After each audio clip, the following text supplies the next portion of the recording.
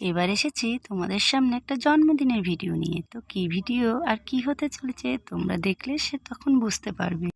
আর আমরা জায়েরা মিলে কোথায় যাচ্ছি সেটাই তোমাদের সাথে বলবো। দেখো, জায়ের মেয়ে আর আমার মেয়েরা মিলে যাচ্ছি হচ্ছে ননদের বাড়িতে। ননদের নাতির জন্মদিন। এই দেখো, জন্মদিনের ভোগের আয়োজন হয়ে গেছে আমরা যাওয়ার আগেই। আর ছিল যজ্ঞটাও হয়ে গেছে। আমরা যেহেতু লেট করেছি, এই দেখো নাতিটা ভীষণ দুষ্টু, আমাকে তো দিদা দিদা করে পাগল করে দেয়। আর এবার আমরা সবাই মিলে প্রসাদ পেলাম, যেহেতু নারায়ণ পুজো হয়েছিল। আর এখানে সবাই জন্মদিনের বেলুন সাজাচ্ছে। আর আমার খুড়তুতো ননদরা অনেকেই এসছে। তারা তো আমার ছোটো মেয়েকে অনেক বছর বাদে দেখেছে, দেখে তো খুবই খুশি।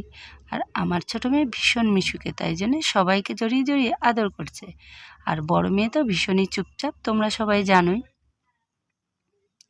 আর এবার আমরা যাচ্ছি প্রসাদ খেতে, যেহেতু নারায়ণ পুজো হয়েছে। এরপর হবে কেক কাটা। তো নারায়ণ পুজো হয়েছে বলে ওরা নিরামিষই করেছিল, নিরামিষ আইটেমটা খুবই ভালো ছিল।